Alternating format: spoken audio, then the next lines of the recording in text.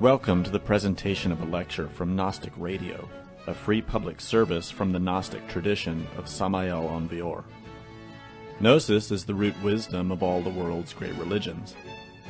Gnosis is a universal teaching of practical science, whose goal is absolute liberation from suffering and the complete development of the human being. This lecture is one of many available by free download or podcast.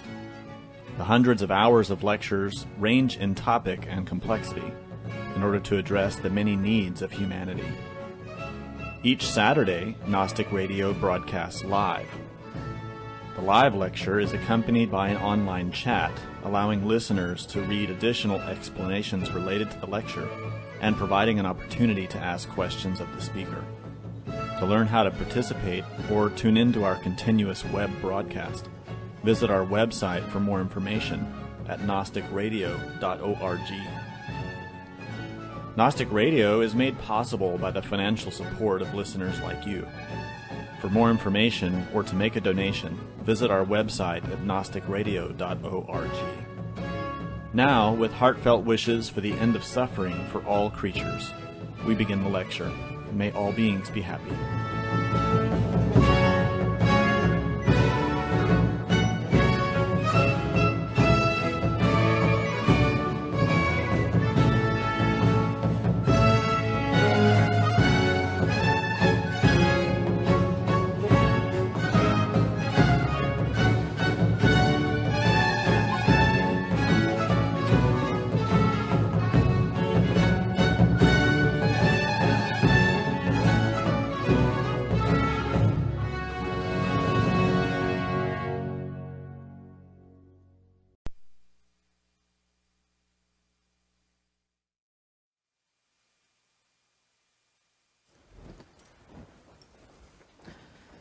We are gathered for this lecture today on Saturday the 13th. And Saturday the 13th marks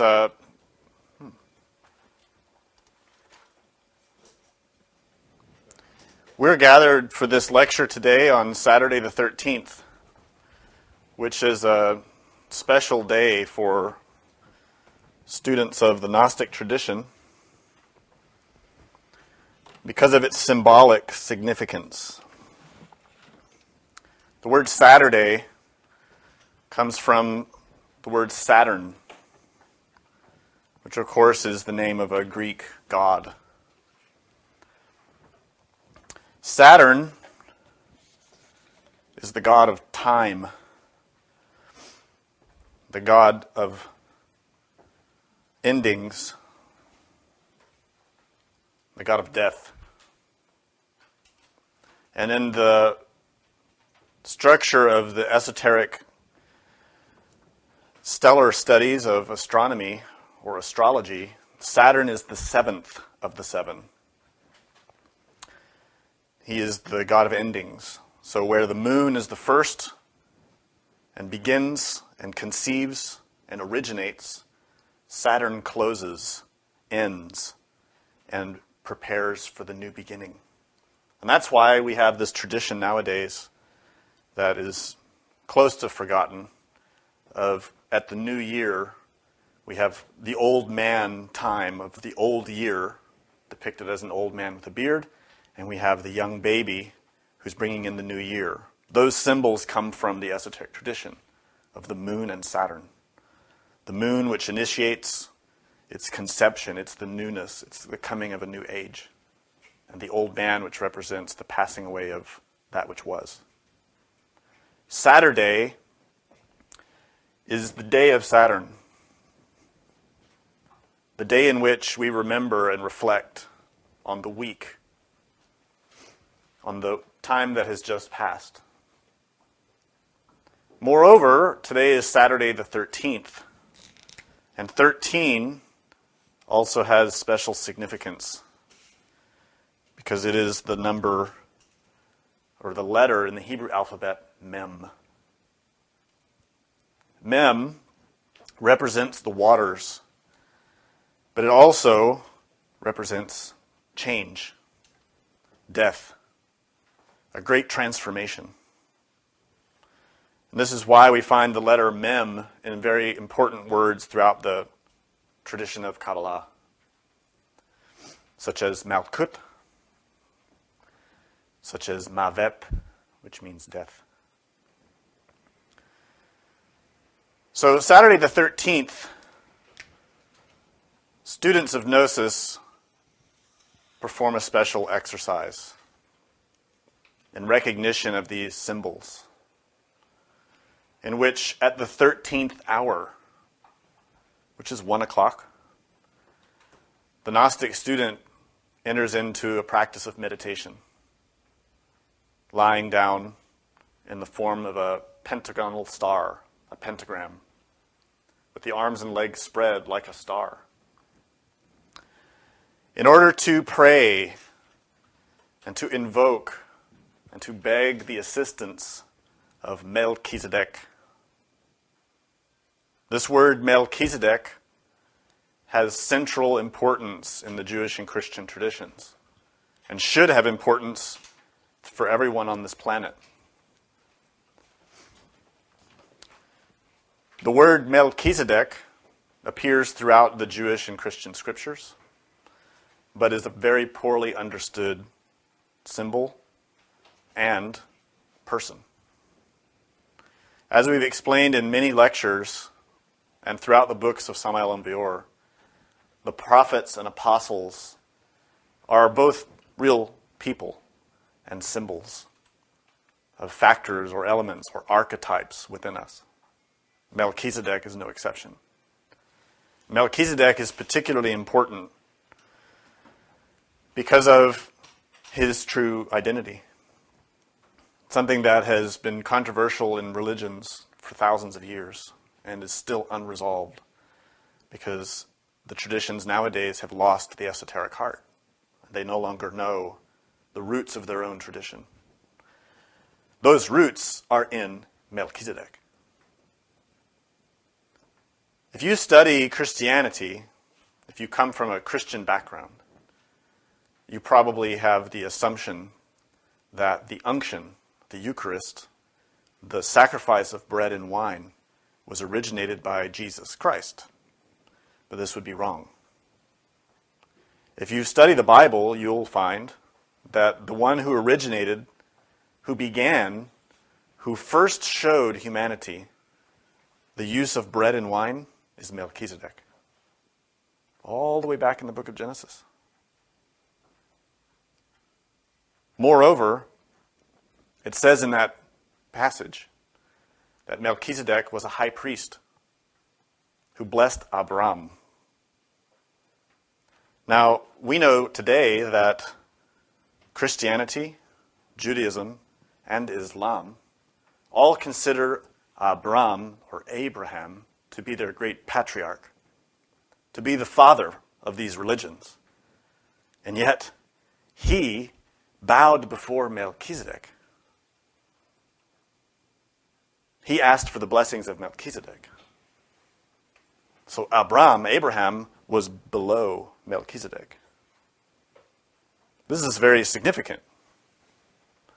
It shows to us that much of what we have inherited is not accurate in terms of our theories and beliefs and ideas about our religions. Amongst the Jewish tradition, there has been a bit of disquiet for thousands of years because it's stated in that tradition that the priesthood, the Cohen, originated with Aaron, and that he was the father or the originator of the priesthood amongst the Jewish tradition, when in fact Aaron comes after Melchizedek. Melchizedek appeared far before Aaron, and Melchizedek is described as a high priest. So many rabbis have struggled with this to explain how it is that Aaron supposedly is the originator of the priesthood when in fact Melchizedek was there long before. What this tells us is that what the traditional religious authorities theorize about the origins of their religions is wrong. What we find in truth, even in the scriptures themselves, is that all religions are much older than we think, and they originate from a place about which we've forgotten. Religions have a primeval root that's far more ancient than our memory. The primeval root of all of our religions is much older than any of our written scriptures. It's much older than any of our theories. It's much older than any artifact on this planet. To find the root of those religions is no simple task. But we have a great hint, a great clue. And it's in the Bible. Melchizedek. Melchizedek was there to bless Abraham, who later originated these great traditions, Christianity, Judaism, and Islam. Melchizedek was already a high priest. And we already explained a lot about Melchizedek in the course, The Sacraments of the Gnostic Church. You can study about Melchizedek and about the unction that he originated in that course. It's covered in detail. What's important for us to understand now is not the person, the man, the master, Melchizedek, but the symbol, what he represents and what he's related to. You see, Melchizedek is an archetype. Just like Moses, Jesus, Abraham, Muhammad, they are archetypes who represent psychological and spiritual values within us that we have to develop. The name Melchizedek is actually a title, just like Yeshua Christos is a title, and Buddha Shakyamuni is a title.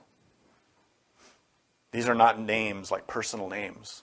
They are honorific terms that describe a quality or a level of attainment. The name Melchizedek is, of course, Hebrew. The first part of that name is Melech, and that means king, a ruler. And the second part, Tzedek, it's Sadiq. We've given lectures about the Sadiqim, the Sadiq, who are the righteous ones.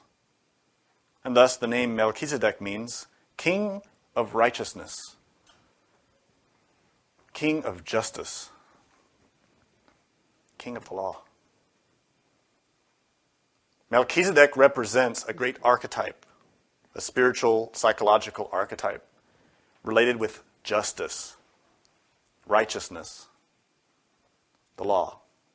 Not as a form of punishment, but as a form of elevated principle, a form of beauty that reflects the beauty of the law, that reflects the purity of Christ. What's interesting about him as a symbol is that even in the New Testament, Jesus became a high priest after the word of Melchizedek. In other words, Jesus, who we know is a great savior, a great avatar, a great master, attained that under the guidance, under the leadership, under the authority of Melchizedek.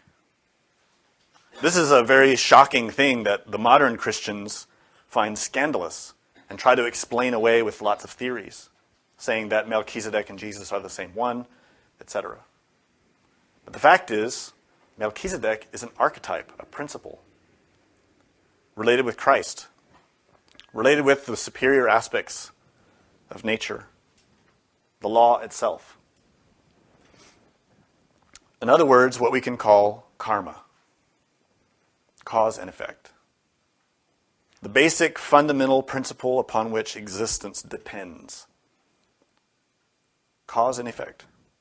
Melchizedek represents that, but as one who has perfected it, who lives and acts and breathes in harmony with the law. And the name Melchizedek begins with Mem, the 13th letter of the Hebrew alphabet, which, as I mentioned, relates with water, and death. And if you've studied the arcana of the Tarot, you know that the 13th arcanum is immortality or death. Great change is represented in this image. And the 13th arcanum depicts a reaper standing on the earth with his threshing tool, his scythe, in order to slice down the wheat, the plants. And from that process of the plants dying, from their death emerges new life, new flowers. And this is the great fundamental axis of nature. Life and death. The moon and Saturn. What we can see then, even in the very shape of the letter Mem, is a great cycle.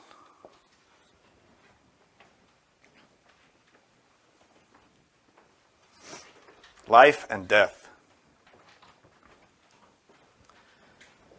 The number 13 represents that.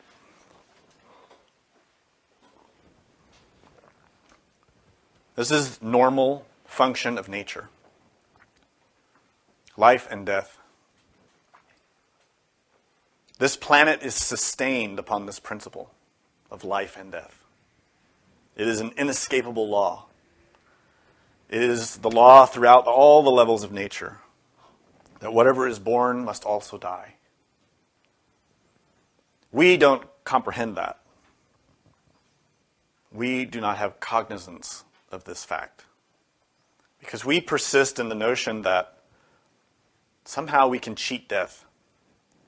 Somehow we can escape it. Somehow we can manage to fulfill our desires and avoid death. And we are very persistent in our avoidance of death and the topic of death, at least as far as it's concerned with ourselves and our interests. Nonetheless, the Arcanum 13, the letter Mem, represents this fundamental principle of nature. And that's why it's the first letter of the name Melchisedek. As the king of righteousness, the king of justice, he is a lord of death, related with Saturn. This has specific importance for us, and this is why on the 13th, any Saturday the 13th, the Gnostics perform this exercise to meditate and to entreat Melchizedek for assistance.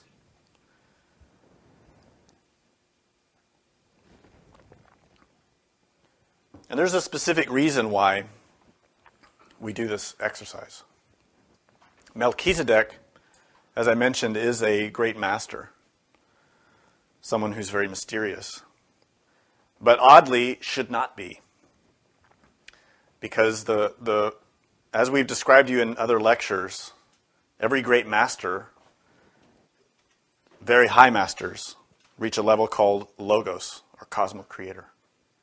They transcend the level of the intellectual animal or even the regular human being and become supermen, or logos.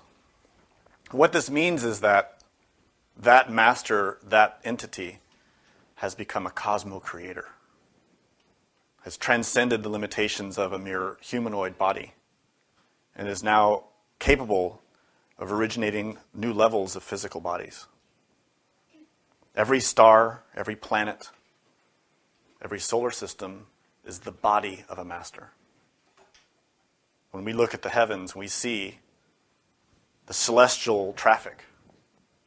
We're seeing the bodies of very elevated conscious beings who, within their organism, sustain the lives of billions of others. And that is how they manifest the law of Christ, which is sacrifice. They give of themselves in order to aid others to rise also. All of the planets, all of the suns, all of the systems are conscious. We already know from mere terrestrial physics that light has consciousness, that light makes choices. But light is only an expression of a sun, of a star. It is the light of Christ expressing itself out from the body of that master. You see, our sun, Ors, the center of our solar system, is the body of Michael, a great angel. And you see his resplendent nature and the solar light that emerges from him, from his heart. And likewise with every planet in our system. Mars is the body of Samael, the Logos. Jupiter, Saturn, Mercury, Venus, all of these planets are the bodies of angels, the bodies of masters. Earth is no exception. This body of Earth is not inert matter. It is not just an aggregation of rocks. It is a living, breathing organism. It is alive. We only have life because the Earth lives. If the Earth dies, we die. Let us look at the moon. We have this mistaken notion that the moon is younger than the Earth. But tests have shown that the samples that come from the moon are much older than the Earth. And the scientists have been scrambling for years to understand why. But the natives, the indigenous peoples, the traditional cultures have known. They call the moon the mother of the Earth. They call the moon our grandmother. This is a very significant statement. Here we see and visualize our planet Earth, and upon it are all these billions of humanoids, and floating in space is the moon. If the moon is the grandmother of us, the mother of the Earth, Melchisedek is then our mother, who is nourishing the birth of new Earths, which is us. This is why in all the ancient traditions, there's always discussion of the philosophical earth. Aretz in Hebrew. What is that? It is you. It is me. The ancient occult axiom states, as above, so below. What we know of as the physical earth is the macrocosm, that which is above, that which we come from. We emerge from that. We are the microcosm, the small earth. And this is why in Kabbalah, Malkut, which is the lowest sephira on the tree, represents earth, physicality. Not only the physical earth and all the kingdoms on the planet, which is what the word Malkut means, kingdom, but our own earth, our kingdom, our body, not only physical, but psychological and spiritual. This is our Adam, our earth. So you see, the moon was once a world like our earth. It was called Selene. It was once a living place. It was once the home of a great humanity in a past age, in a past cosmic round. But that humanity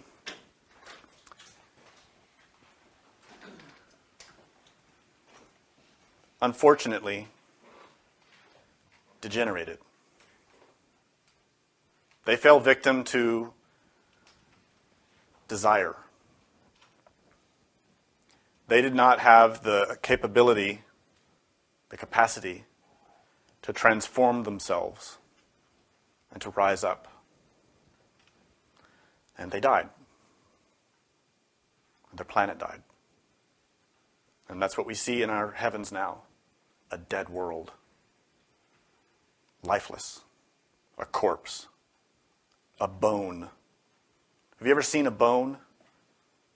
It is pale. It is dry. It is dead. That is the moon. It is a skeleton in the sky. When that world died, its essence, its core attributes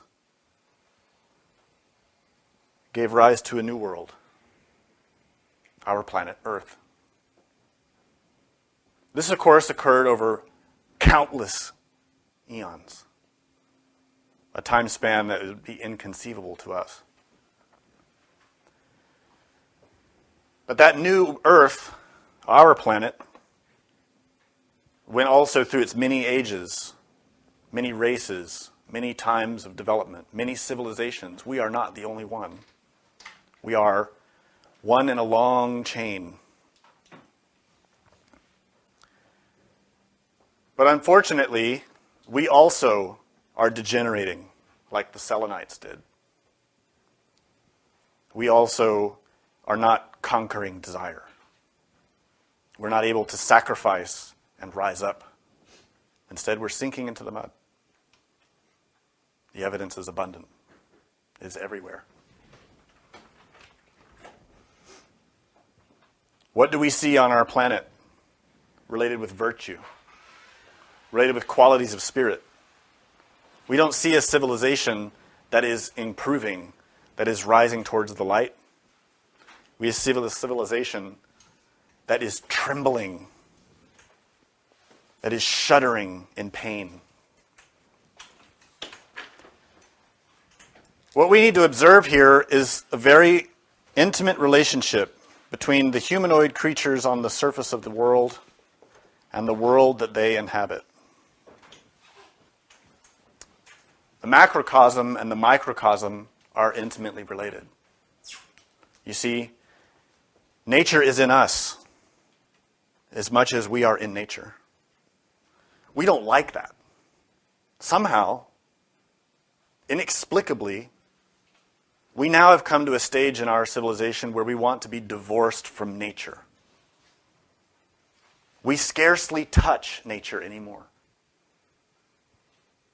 We walk on artificial surfaces. We clothe and cover our bodies with artificial coverings. We scarcely touch the dirt, the soil, the grass. We scarcely see the sky. We've become divorced from our mother.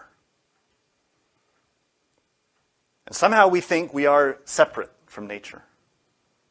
That somehow we are masters and kings and queens of nature, when the evidence is clearly opposite. We are just victims of circumstances. We have no control, not only of ourselves, but of nature around us. We are very weak, even though we believe we are the most elevated civilization ever. The evidence is the opposite. Let us observe this civilization. What does it have to offer? Perpetual war? Increasing poverty and slavery? A rapid decline in the availability of pure water and real food? Nowadays, you can't go to any market and buy an actual tomato. You cannot. You go to any market, the fruit has been mixed with animal hormones. It is not a fruit. It is not a vegetable. It is a hybrid. It is a graft. It is an abomination. What about the rest of our food supply? The world depends on several primary crops: wheat, corn, soy, rice. None of these crops are the same crops that our grandparents ate. Not one of them. Every one of them now has been patented by a corporation. Every one of them now is no longer a diversity of seeds, a diversity of fruits or vegetables or grains. Most of the world's wheat crop, corn crop, soy, and rice come from one root, which has been modified by scientists. Which means that one crop, which is now worldwide, it only takes one disease to kill it. In the past, we had a great diversity of wheat varieties, corn varieties, soy varieties. And a disease could come and maybe wipe out a few crops in a few areas, and it'd be a minor famine. But no longer is this the case. Now a farmer cannot grow the crop that they choose. They have to get permission, and they have to pay a fee to the corporation that owns the patent. You might think I'm making this up, but I'm not. And this is the factor that's happening not only in North America, but it's spreading around the world. And those crops, genetically modified, scientifically engineered, are vulnerable. Right now, there is a wheat rust that's spreading up from Africa into the Middle East that the scientists are not able to control. And within a few years, it will probably produce a famine. And it could spread worldwide, and there's no antidote. It's killing the crop that they engineered. This danger is not just one crop, it's every one of these crops, all of them. All of our fruits, all of our vegetables are in danger of this type of situation. This is why the scriptures predict famines.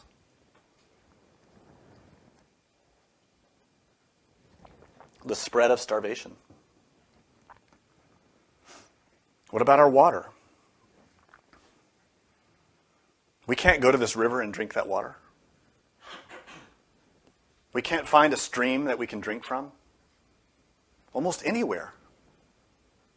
Even in third world countries. Even in the countryside. Even in the mountains. The waters are impure. On the whole planet. We now have the worst water supply in our history.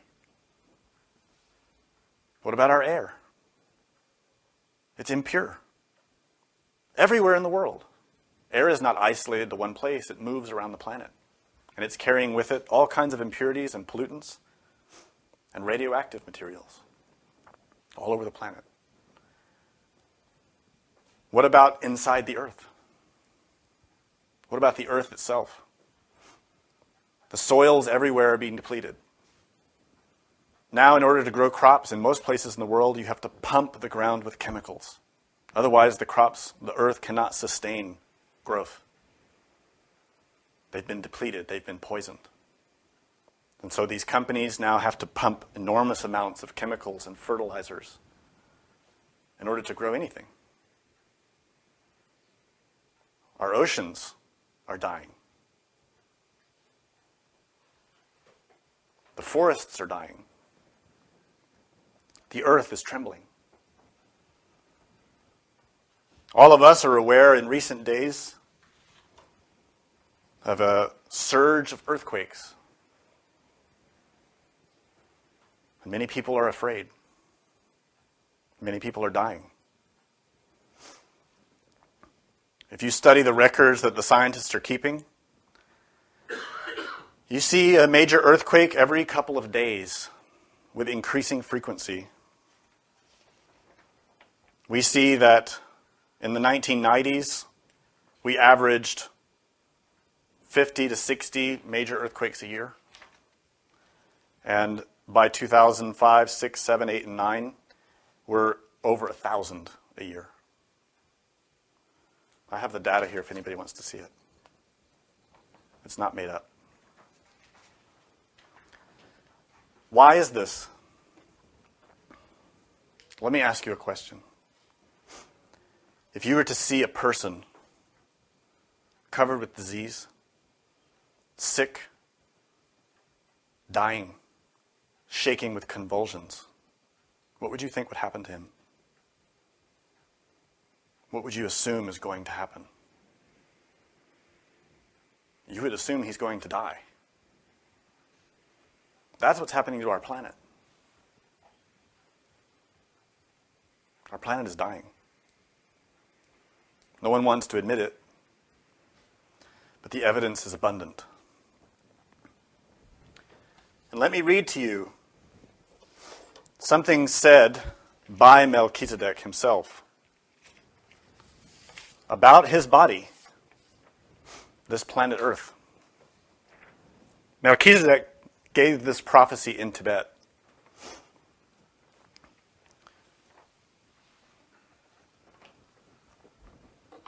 I suggest you prepare yourself because it's not easy to hear. He said, men will gradually forget their souls to only take care of their bodies. The greatest corruption will reign on earth. Men will resemble ferocious beasts, thirsty for their brother's blood. The half moon will darken, and its adepts will fall in perpetual war. The greatest misfortunes will fall upon them, and they will fight each other. The crowns of the kings, great and small, will fall. 1, 2, 3, 4, 5, 6, 7, 8. A terrible war among all peoples will break out. The oceans will roar. The earth and the bottoms of the seas will be covered in bones. Kingdoms will disappear. Entire populations will die. Famine, disease, crimes not covered by the laws, never seen, never dreamed of by men. Then the enemies of God and divine spirit that lie in man himself will come. Those who raise their hands against others will perish as well. The forgotten and the persecuted will rise later. They will be the center of attention of the whole world. There will be thick darkness, horrible storms. Mountains, until then arid, will be covered with forests. Earth will be shaken. Millions of men will exchange the chains of slavery and humiliations for hunger, pestilence, and death. The roads will be crowded with people walking randomly from one place to another. The greatest, most beautiful cities will disappear in fire. 1, 2, 3. Out of 10,000 men, 1 will survive. And he will be naked, deprived of reason, and lacking strength to build a shelter or find food. And these surviving men will bark like mad wolves. They will devour corpses and bite their own flesh, and they will challenge God for combat. The earth will be deserted, and even God will leave. Only death and night will be on the empty earth. Then I will send a group of people, until then unknown, who with strong hands will remove the weeds from the cultivating field of vice, and will lead the few faithful to the spirit of man and the battle against evil. They will found a new life on earth, purified by the death of nations.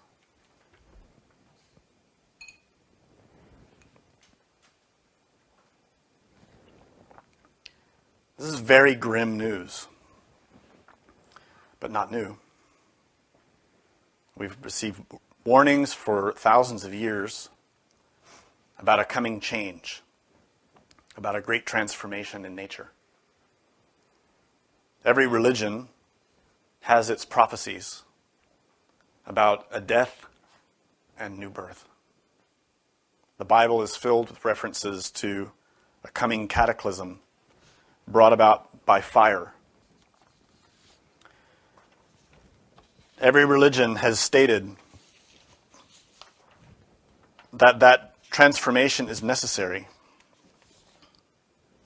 in order for a new earth, a new heaven to be born. And this is why we read in the book of Peter, "But the day of the Lord will come as a thief in the night, in which the heavens shall pass away with a great noise, and the elements shall melt with fervent heat. The earth also and the works that are therein shall be burned up." We need to understand that this applies also in the macrocosm and the microcosm. Our earth, our planet, is a living entity like any other. It was born. It will die. No one knows the hour. No one knows the day. There are many prophecies and many symbols, but no one knows the final moment. Nonetheless, it is undeniable that our planet is passing through a great transformation and that it is accelerating. We can see it everywhere. Much of what I read in that prophecy is already happening. We can see it. We know it. We can feel it. But this description of the end, the death, is not merely referring to the physical planet Earth. It is also referring to our physical body, to our own earth. We are an earth in microcosm. We are the womb of a great spirit, a Buddha, an angel who has not yet been developed. Our duty is to develop that, to reach liberation, to awaken our consciousness. And that's only possible through a great transformation, through a great death. You see, anywhere in nature that you want to ascend to a new level, everything of the former level has to die.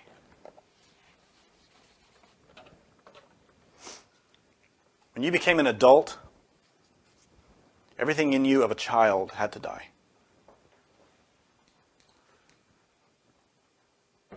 If you want to become an angel, a master, everything in you that is impure, that does not belong in heaven, has to die. There's no exception to that. You cannot take your pride, your lust, your envy, your fear to heaven. It can't go there. It's impossible. The ego and the divine can never mix. So, for us at our level, to reach a new level, there has to be a death. We see this in nature. In simple evolution, in natural selection, when we observe the growth process of any species, in order for that species to improve, to become more resilient, to become stronger, the old parts die and new ones are born. And in each birth, there is a change. There is a transformation. With each new generation, there is a change, a transformation. But that transformation depends on death, birth, death, birth, death, birth. In this case, we want to achieve spiritual birth, the second birth, to be born in heaven, to have immortality. This is a law of nature. It exists. There are immortals. There have always been immortals, and there will always be. But they are not like us. They are not animals. We are animals. We're animals with intellect. But we're not human beings. A human being has destroyed the animal in himself and become truly human. For that animal aspect has to die. We see this anywhere in nature. When the plant gives off its seeds, those seeds emerge, the old plant dies, the new plants rise with the changes. And that change again is propagated. The plant dies in order for the new one to rise. The seed always dies. We are a seed. We are an embryo. In Sanskrit, Tathagata Garbha, Buddha nature, the embryo of a Buddha. Buddhata. We are an embryo. And for us to ascend to a new level, everything of our old way has to die. Everything. And the only things that are retained are that which belong above. Only that which belongs above can go there. This has to do with many laws in nature, specifically a law called entropy. Entropy is very complex, like cause and effect, like karma. It's very complex. What do we see as entropy? What is entropy? Entropy is a law that states that nature tends towards disorder. Simply put.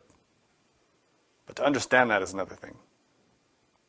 What it means is that our physical body is a highly sophisticated order. And the word order is cosmos. This body is a world. It is a very sophisticated system or sequence that is sustained through sacrifice. Every day, we have to transform this body in order to keep it alive. That transformation, that sacrifice occurs in 3 levels. At the bottommost level is food and water. Obvious. We need that. Without food and water, we die. We can last a few days, more or less, without them. Food and water, right? The second level up is air. We can't live without air. For a few seconds, maybe a few minutes. And above that, impressions. What are impressions? Information. Perception. It's the functioning of the consciousness. That's what keeps us alive. These 3 aspects. These 3 are like the floors of a factory. That factory is us, physically, psychologically, spiritually. We are sustained. We are kept moving through a continual process of transformation in these 3 levels of our inner factory. We continually must eat and drink. We continually must breathe. And we must continually take in information. We all recognize that we have the longing or hunger or thirst for food and water. Unfortunately, that hunger, that thirst has become corrupted. We no longer crave the pure elements that will naturally sustain us in the most healthy way possible. Now, we want Twinkies. Right? We want to eat garbage. Many people on this planet now will not eat food unless it came out of a box. They won't eat natural food. The same with water. Many people won't even drink water. They'll only drink soda or alcohol, which are poison. There's no food in them. There's nothing nourishing in soda or alcohol. But these are the most commonly consumed liquids. There's no food in them. Chemicals, poison, that are proven to kill the body and the mind. And air, of course. We can't go without breathing. We naturally take in the breath. And our body naturally transforms these elements. Those elements are brought into us, and they are destroyed. They die. The animal dies, and we are nourished. The plant dies, and we are nourished. The grain dies. The mineral dies. The water dies. The air dies.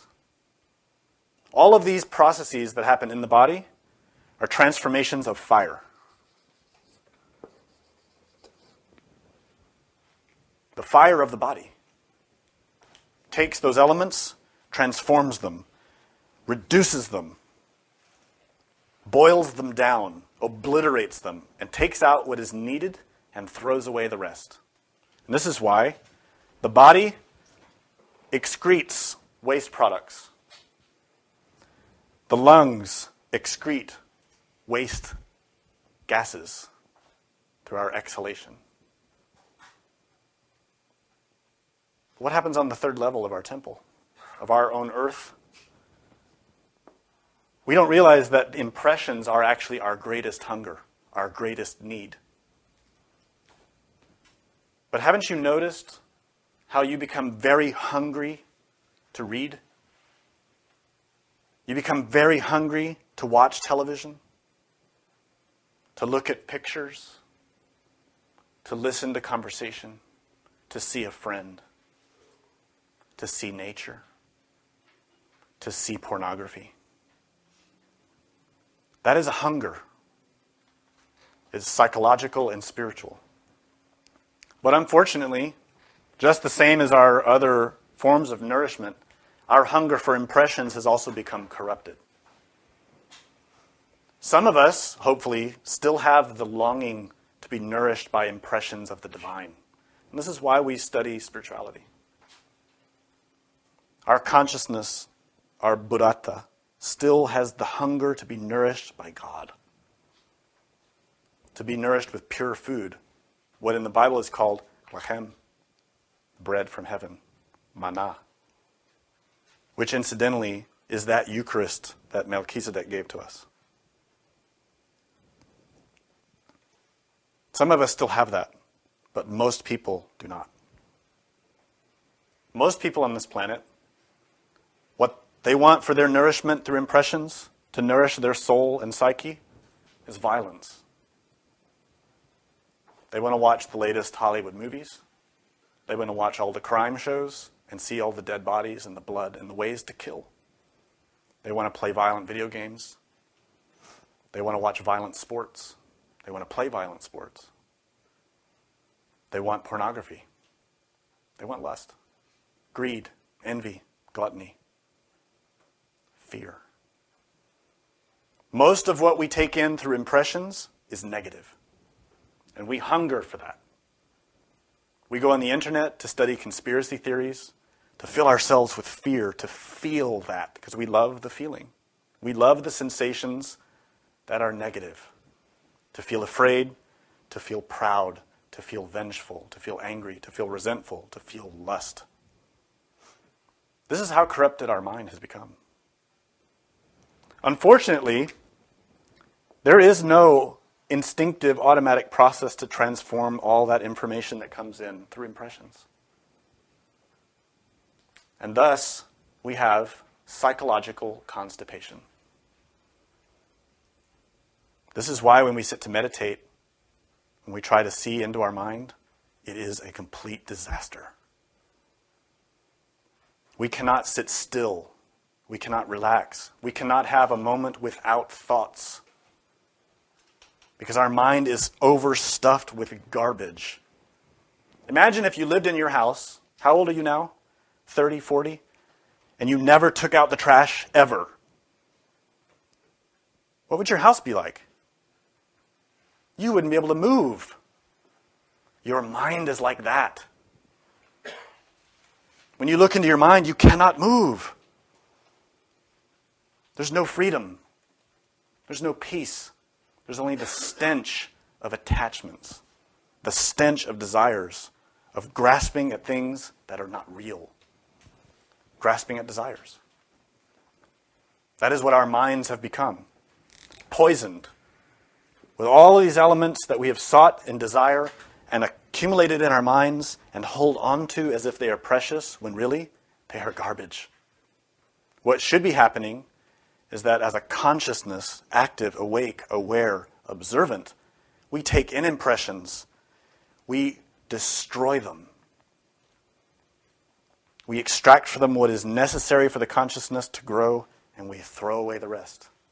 This is called mindfulness, self-observation, self-remembering, to be awake. Samael and Vior called this the transformation of impressions. Through that process, the mind empties naturally.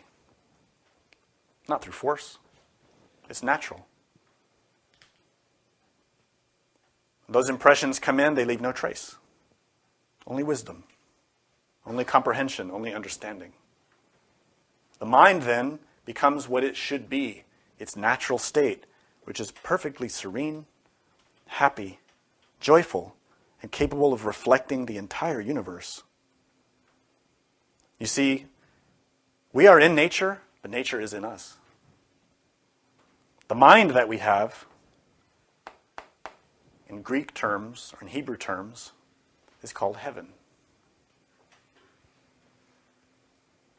When we look at our physical body, we see the heaven and the earth. The earth is the body. Heaven is the mind. But our heaven has become a hell. That's why the Bible says that the great fire will come and cleanse and burn the heavens and the earth. Now, I don't think the Christians ever really thought about that. The heavens will burn? Aren't we all going to heaven? Doesn't make sense. But it makes sense when you understand what the root word heaven means. In Hebrew, it's shamayim. The very first line of Genesis says, in English, In the beginning, God created the heavens and the earth. Well, from our point of view, God created us, our heavens and earth. The earth is the body, the heavens are the mind. The body, aretz, is earth. The mind, shamayim, is the heavens. That word shamayim in Greek is ouranos, or more commonly now, uranus. That means sky, heaven.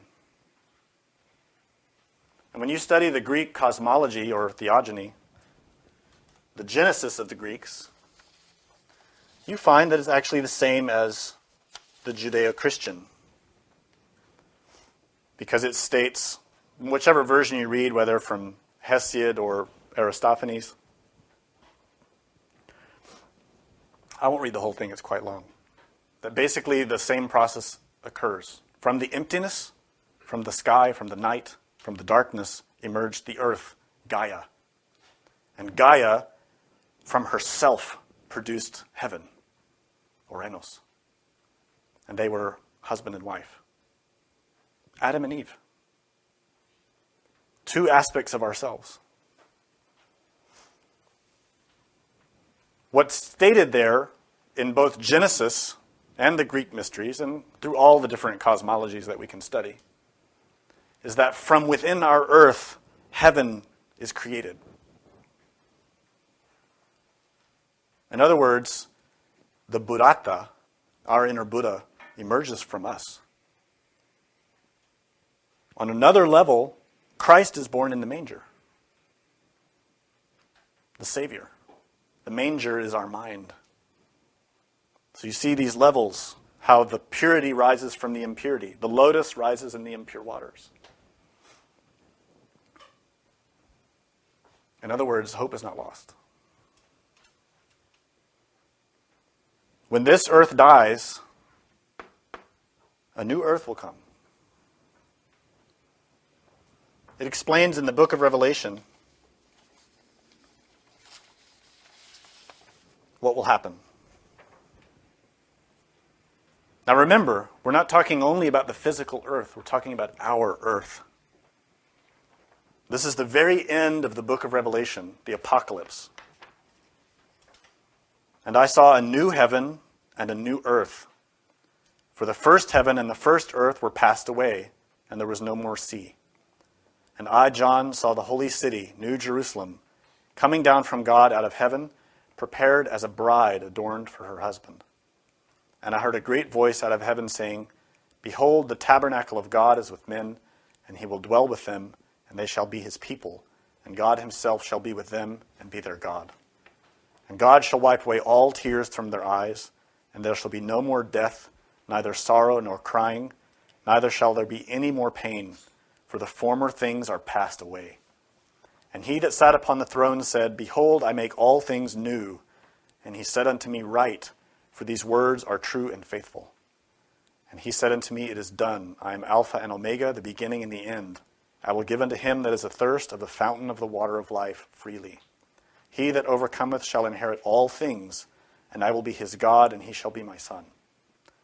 But the fearful and unbelieving and the abominable and murderers and whoremongers and sorcerers and idolaters and all liars shall have their part in the lake which burneth with fire and brimstone, which is the second death. When you've studied Kabbalah, this passage is explicitly clear. But without that knowledge, it just sounds like a morbid warning about the future. But in fact, these are the instructions for any of us to create a new earth, to rise to heaven. What is explained here, without going into too much detail and getting way over time, is that what is pure rises and what is impure sinks. Naturally, this does apply to our physical planet and the humanity on it. But more importantly, it applies to ourselves individually, our own inner earth. In other words, in our mind, we have what we call the ego. or more appropriately, egos, that multiplicity of discursive desires, fears, anger, all those battling elements that seek to control us and feed themselves through us. That is all within our mind, trying to use our earth to nourish themselves. And that is the fearful, the unbelieving, the abominable, the murderers, whoremongers, sorcerers, idolaters, and liars. Those are not outside of us, they are inside. If you observe yourself sincerely, you will see your whoremongers inside. You will see your liars, your murderers. They are your egos, your desires, your resentments. All of those elements that Jesus called legion. Those multiple elements or defects that exist in our psyche, that feed themselves on the impressions that we take in. Those urges, those desires we feel to eat and drink bad things, to smoke and thus breathe in bad things, and to take in negative impressions are because the egos are controlling us. We have to become cognizant and in control of our kingdom. We are not kings and queens of our own inner nature. We are victims of circumstances. We have to become like Melchisedek, a king, a queen. In other words, we have to become malachim, kings of the earth, not the outside earth, our body, our mind. And in this way, we will receive help from our innermost. It's also stated in the Bible. I have a lot of quotes today. In the Psalm of David 110, the Lord said unto my Lord, sit thou at my right hand, until I make thine enemies thy footstool. Well, right there is a passage to pause and figure out. The Lord said to my Lord is a very enigmatic phrase, because the Jews and the Christians always say there is a single God. But this passage is saying otherwise. The Lord said to my Lord. In Hebrew it says, Jod Hava said to Adonai. Jod Hava, of course, is a very deep and meaningful word in Hebrew. It is the four-letter name of God, which most people translate as Javeh or Jehovah.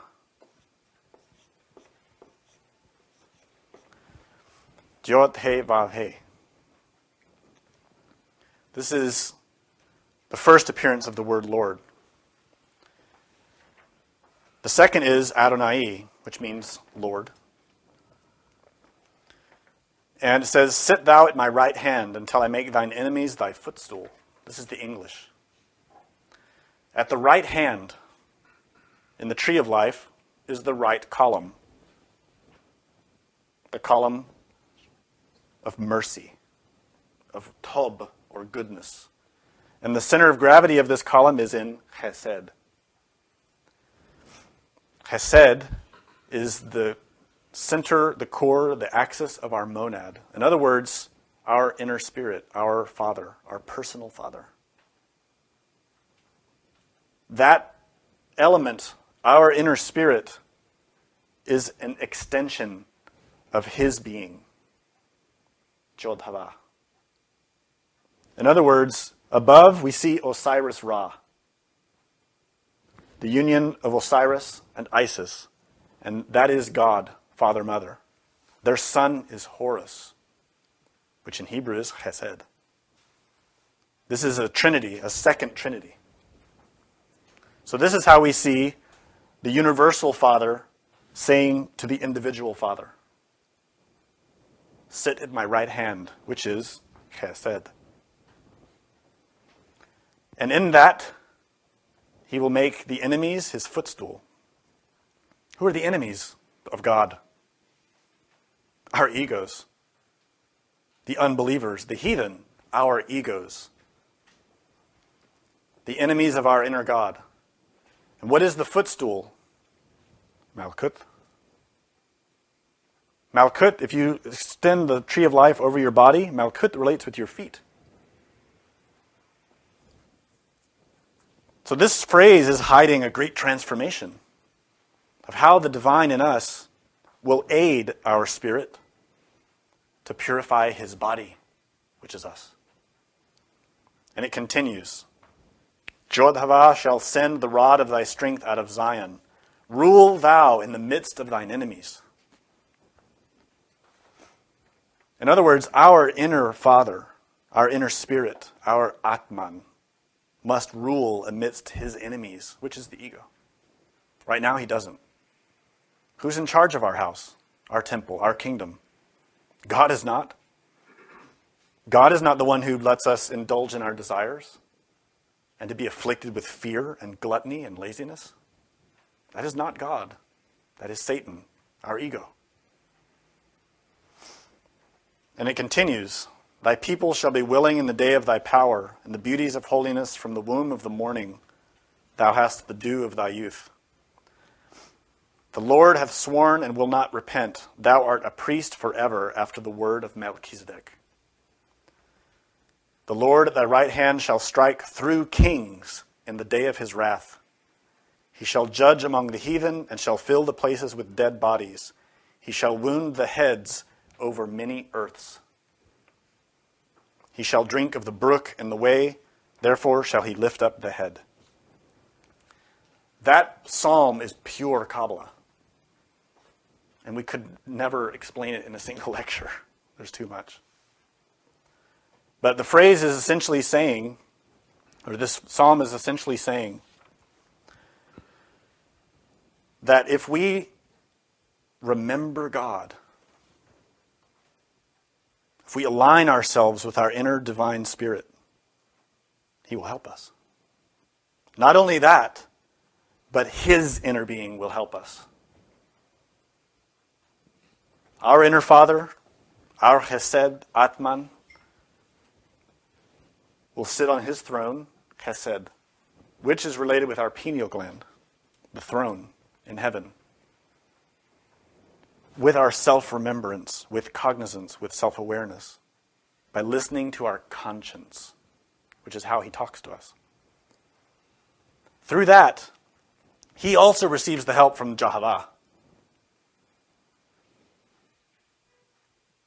the most divine, in order for our innermost to take command of the kingdom, to put his rod of strength, which is our spinal column, and to obliterate the heathen. And it says here, the Lord at thy right hand shall strike through kings in the day of his wrath. Well, that kings is not outside of us. The word kings is malachim. Like Melchisedek is a king. Melech is king. That kings, malachim, is related with Tiferet, related with our human soul. And the center of the tree of life, related with our heart. It's related with the 5th degree of initiation of major mysteries. What this passage is hiding is volumes and volumes of initiatic knowledge in that one line. The day of his wrath, of course, relates with the day of judgment. But that day of judgment should be every day in us. When we take in our inner temple the unbelievers, the whoremongers, the liars, the murderers, our egos, and we place them in judgment in the presence of our inner God. And we say, you see, God, I caught this in myself. Help me kill it. Help me die in this. And he will help us. And it says here, he shall judge among the heathen. He shall fill the places with the dead bodies. Those dead bodies, those heathen, are our egos. He shall wound the heads over many earths. You see, as I was explaining, we have our terrestrial earth, and our physical body is a microcosm of that earth. But our egos are a microcosm of us. You see how beautiful nature is? Nature reflects itself in levels. When we create through our use of our energies, create in our own image. Just as the Elohim created us. But what is our image? What do we create in our minds? Do we create beauty? Do we create virtue? Are we making a better earth, a better planet, a better world? What have we created in our minds? Look in your mind and see it. What you will see there is being created in your image. The image of your consciousness at the moment you were identified is what is made. When you become identified with your anger, with your resentment, that energy that's processing through your body, through your lungs, through your mind, creates an ego. Creates karma.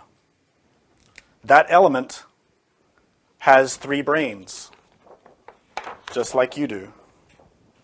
That element is an earth, a miniature earth created in your image, your anger, your pride, your lust.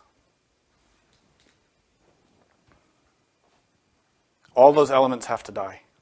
That is the apocalypse, the personal apocalypse in us. What will happen is this. Our planet is dying, trembling, unable to sustain the weight of the karma of this humanity. That's why it's happening. That death is inevitable. Therefore, we will also die. But we're already dying. Not only physically. Physically, we will all die. We don't have any cognizance of that because we still pursue our desires every day and waste a lot of time on foolishness. We waste most of our lives on foolishness because we're asleep. But if we become cognizant of this fact, that we will face our own apocalypse also. In other words, there will be a point at which, after these different births that we've taken, different bodies that we've taken, that the karma will be too much, and we will no longer be able to sustain manifestations in physical bodies. The karma will pull us.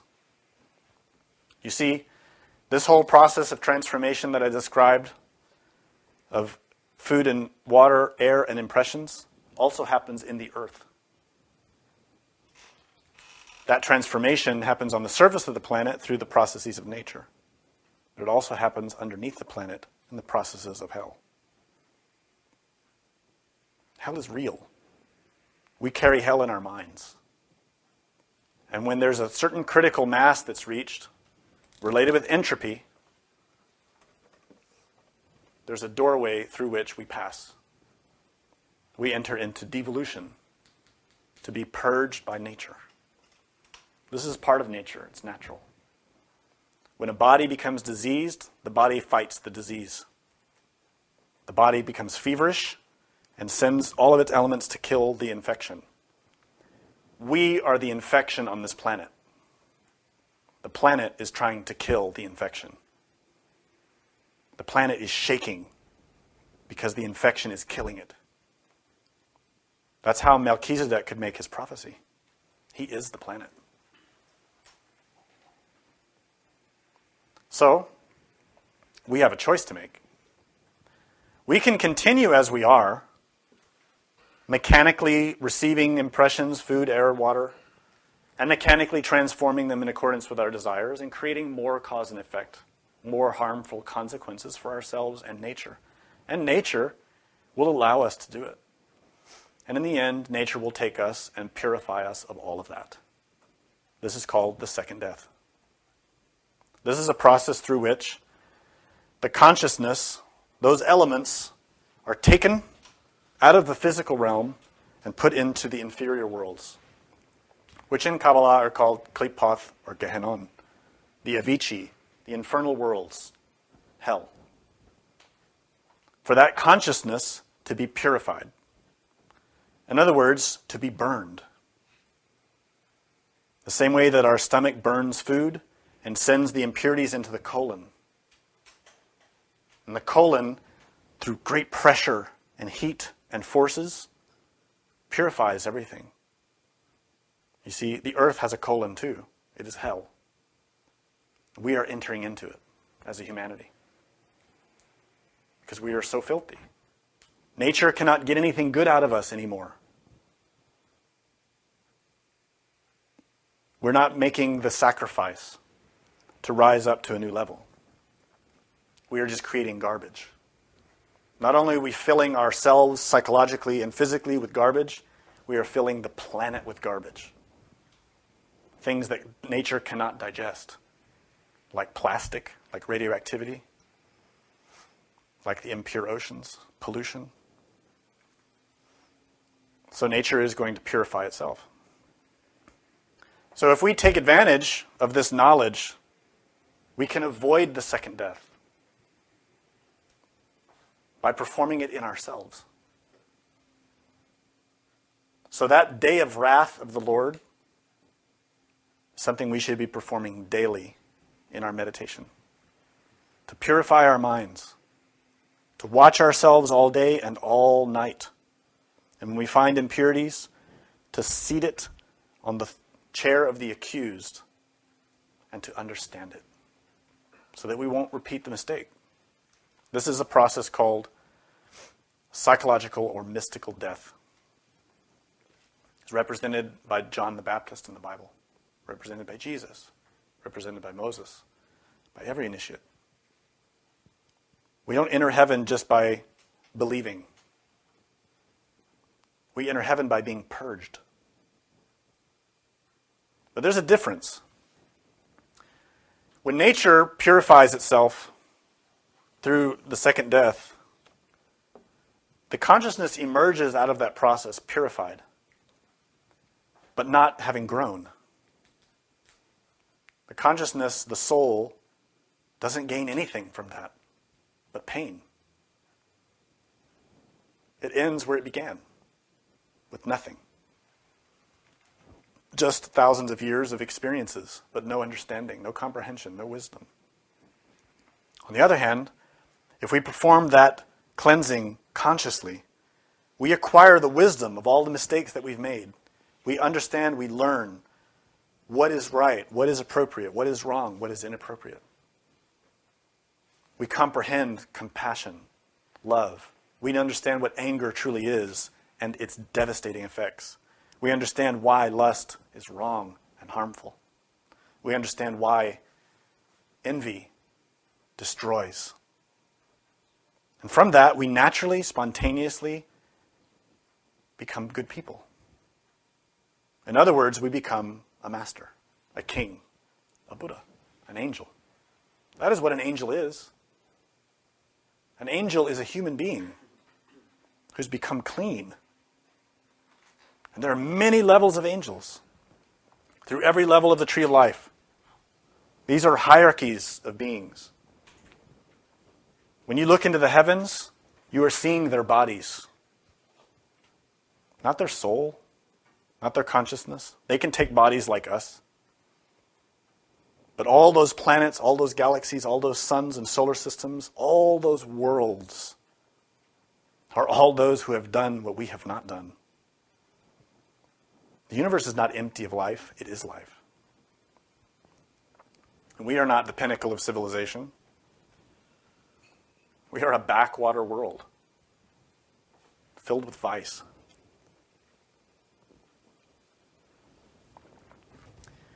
Do you have any questions?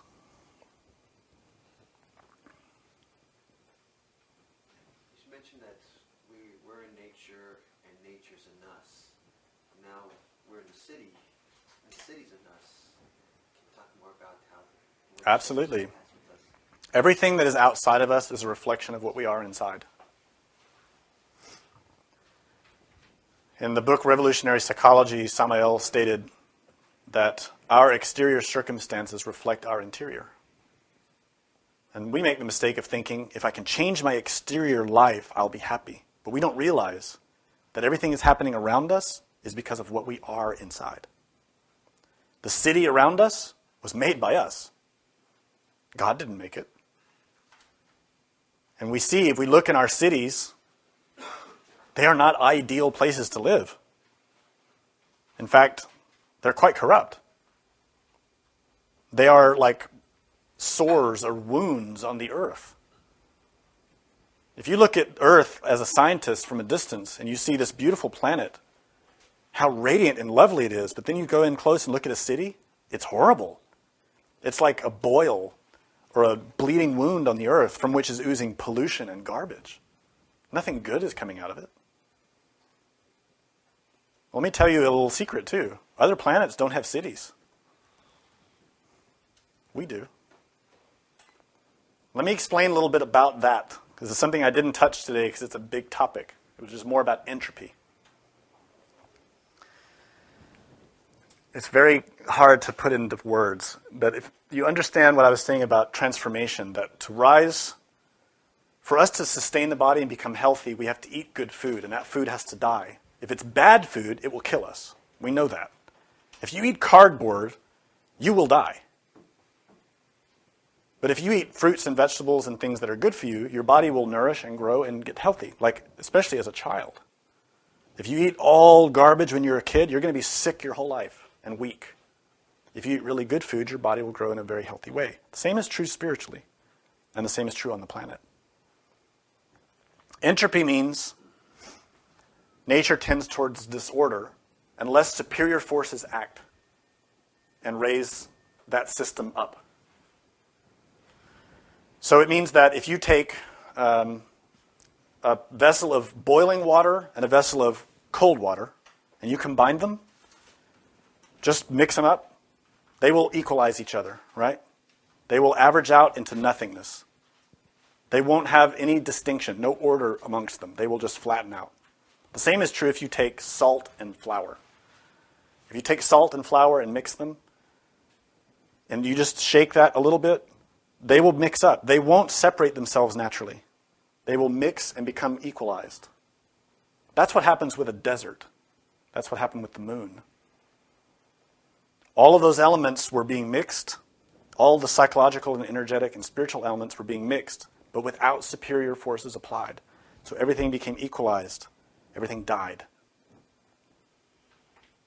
The example of the salt and flour, if you mix them consciously with intelligence, you can make bread. Right? If you apply heat, if you add water. If you add elements and produce a transformation, you can make something good. But if you don't do it intelligently, you'll make nothing. Something inedible. But the same is true in nature as a whole. What this means is that humanity as a whole is not living intelligently. Without consciousness, we are completely asleep, ruled by desires who only want to feed themselves. In other words, there is no superior sacrifice being made. There are no virtues being cultivated. We're not eating good, we're not thinking good, we're not acting good. So as a result, the entire society is in decline. Cities are in decline. Countries are in decline. What is the end result? A desert. Complete disorder. Order has to be created consciously, cognizantly, through the sacrifice of superior elements in order to nourish a good growth. From where is a golden age going to come on this planet?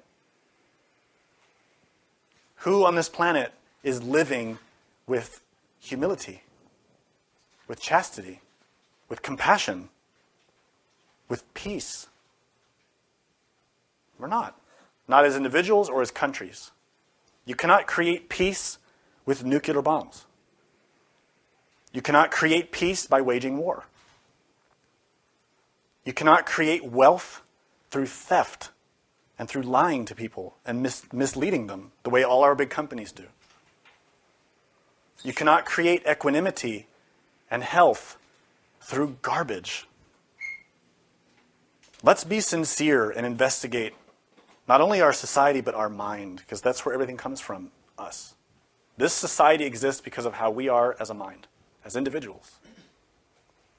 If we as individuals allow ourselves to waste so much time and energy on garbage, to buy things we don't need, to do things we don't need, to to spend our time on things that are harmful for ourselves and others, how can we expect society to be any different? We just go along with the flow of society, which is to indulge in negativity. We laugh at virtue.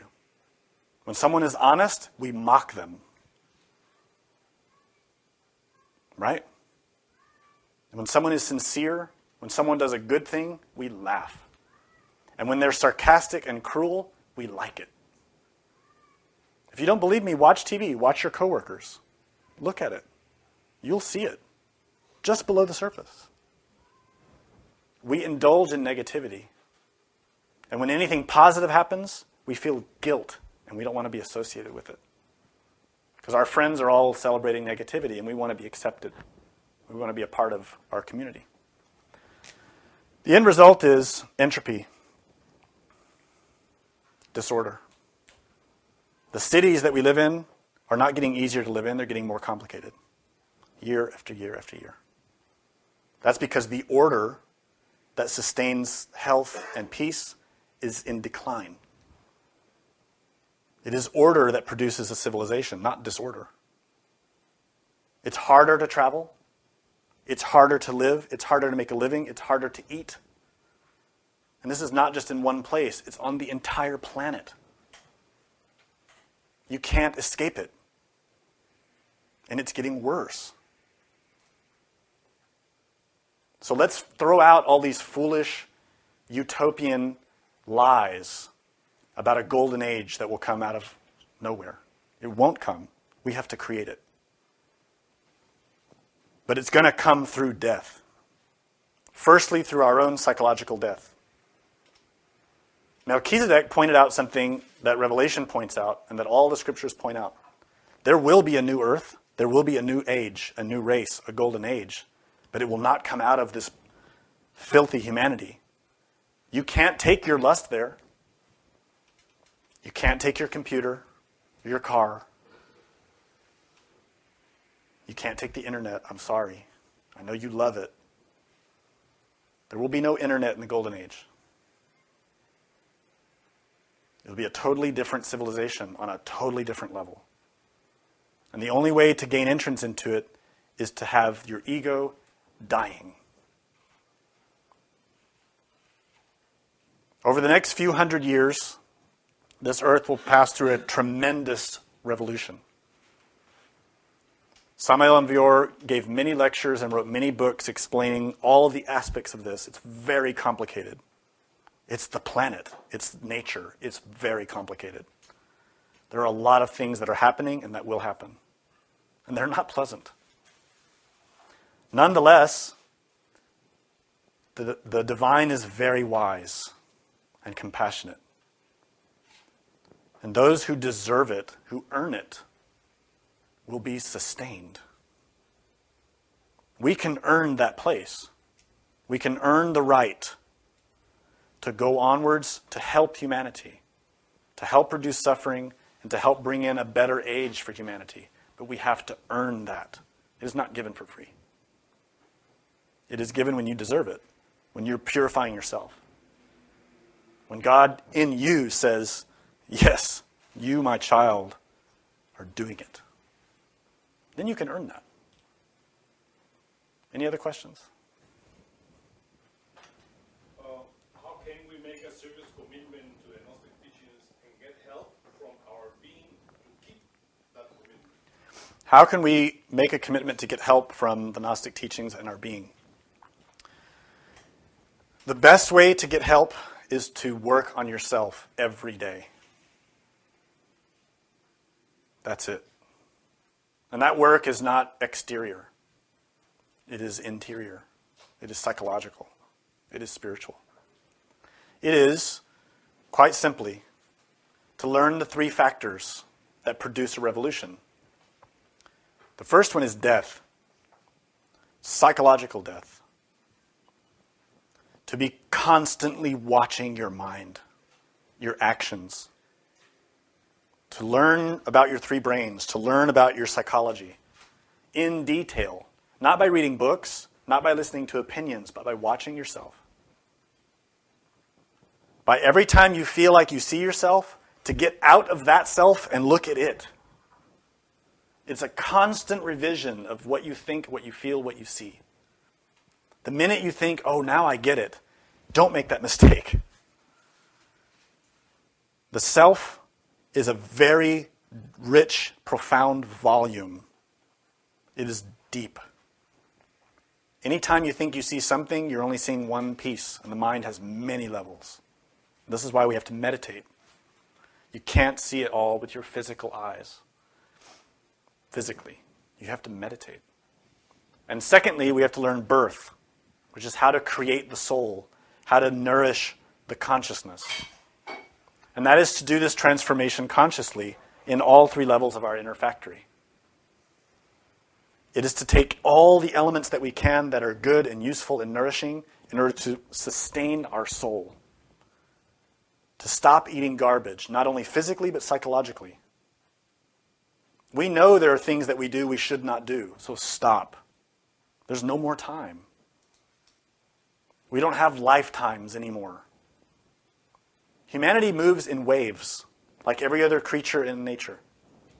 In waves. This humanity, this wave of humanity, is cresting. We have a limited window of opportunity for all these conscious elements to enter in physical bodies and reach their goal. And if they don't, the wave is absorbed back in the ocean.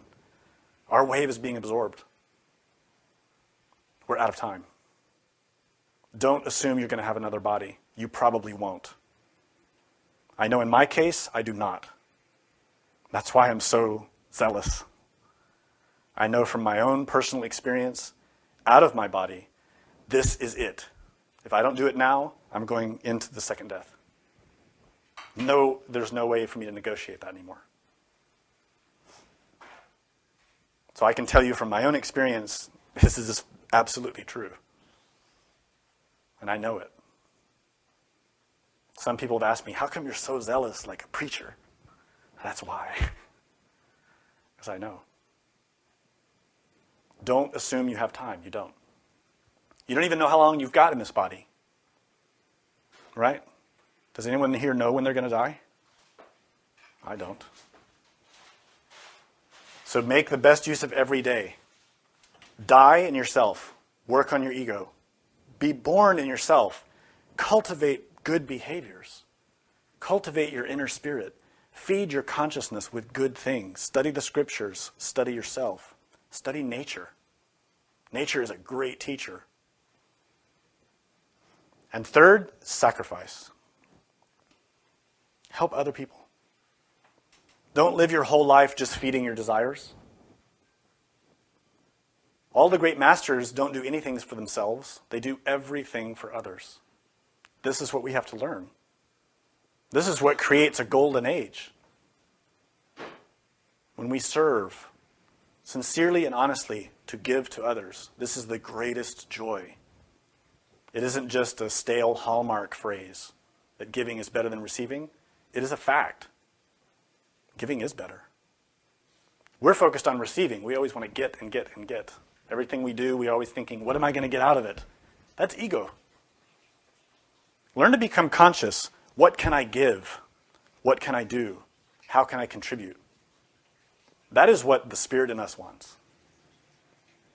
Those three factors of what put us in a position to receive help.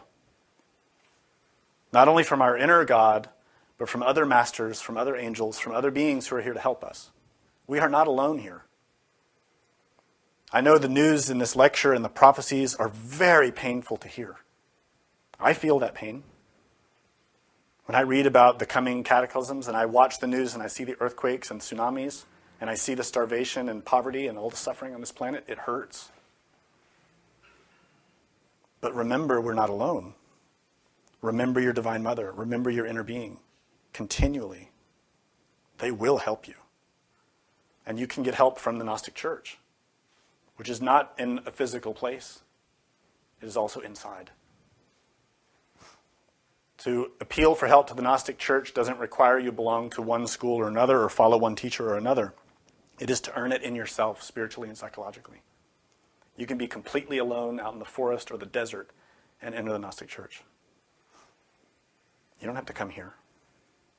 or go to some other place. It's not to do with anything physical. It's psychological. And the Gnostic church is not just Christian. There are Buddhist Gnostic churches. There are Muslim Gnostic churches. Jewish. All over the world. Trying to help us. Moreover, and what is probably most surprising to most of us, is that there are a lot of people from other planets trying to help us. We don't want their help. We keep shooting missiles at them. But they are trying to help, and they will help you if you ask for help. So the most serious, important thing is work daily in these three factors: birth, death, and sacrifice. Don't let a day go by. Each day is a mirror of your life. Each day reflects the entirety of your life. If you spend your whole day in foolishness, you're spending your whole life that way.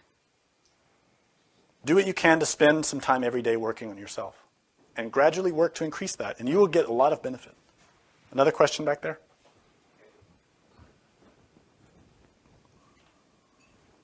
Any questions?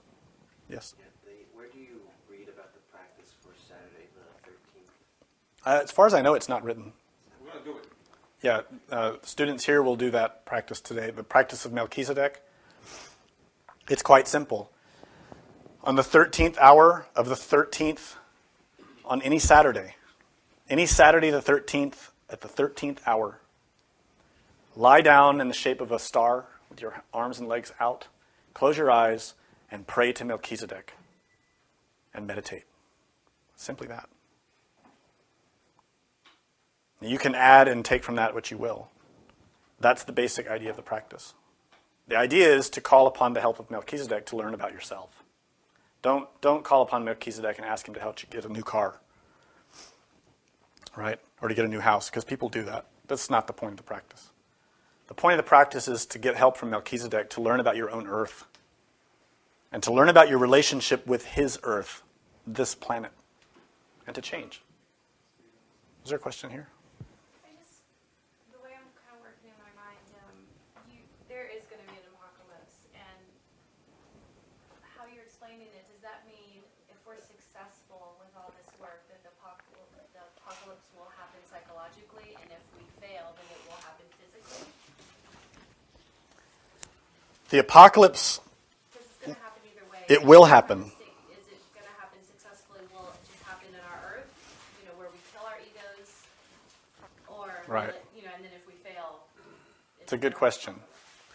Well, again, there are different levels. There's the macrocosm and the microcosm. This planet Earth will pass through an apocalypse no matter what. It's unavoidable. In fact, it's necessary. It was already decided it's going to happen. And the reason is God won't let humanity get worse. God's not going to let humanity spread this infection anywhere else in the universe, which is what we're trying to do. We're trying to build rockets to take our infection to other planets. To do like we did with Cortez and Pizarro and all those other guys who went to other countries and spread their infection and killed millions of people through their insanity. We want to do the same thing now with other planets, and that won't happen. So the Armageddon, the end of this planet, is going to happen. Nobody knows when, but we're approaching it. The thing that is still at play is our personal apocalypse. Will we go along mechanically with humanity and pass through that with them? And just be a victim of the circumstances and be recycled by nature? Yeah, if we don't work on ourselves. But if we work seriously and produce the Armageddon in ourselves psychologically, in other words, all of the impure elements in us die, then we will be extracted from this physical apocalypse. There will be a group, all of those human beings on this planet who have earned the right will be taken out. That's what happened with Noah's Ark, remember? Noah's Ark is the story of Atlantis. Atlantis passed through an Armageddon, just like we are. The Selenites on the moon passed through an Armageddon, just like we are. And in every case, those who earn the right to be taken away are taken. Noah's Ark represents that. Noah took his sons, his spiritual sons, his disciples. And they went into the ark, the arcanum, the secret teachings. And they were taken out. At that time in Atlantis, those were ships. Cosmic ships, not boats. The Atlanteans had a much more developed civilization than we do. We're way more degenerated than they were. So in the same way, there will be a group taken from this planet when the time comes. I doubt it will be with our technology because we're not even close. The Atlanteans, Noah, who's actually, the name's escaping me now. Manu Vaisvata. Yeah, Ramu. He stole Atlantean ships to take his people out. I don't think we'll be able to do that here. I don't think the Earthlings will develop ships capable of escaping it in time. I could be wrong. I really don't know. It may be that other humanities will take the select few out. We'll see. Nonetheless, we have to understand that difference. The physical apocalypse on this planet is going to happen. Whether we pass through it is up to us. Was there a question in the back? You can learn more about that whole process, about the apocalypse and the selection of souls, in The Aquarian Message by Samael Envior, in The Doomed Aryan Race by Samael Envior, and also in lectures called The Great Selection of Souls, which are on Gnostic Radio. And they fully explain. Also the lecture, The End of the Kali Yuga. It's another very good lecture. And it explains all the details about this, so you'll be fully informed about it. Any other questions? Okay, thank you.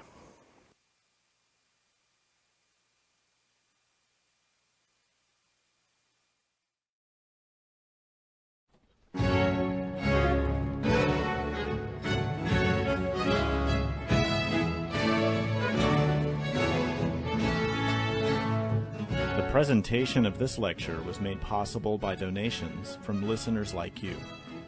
Help Gnostic Radio to help others. Make a donation by visiting gnosticradio.org.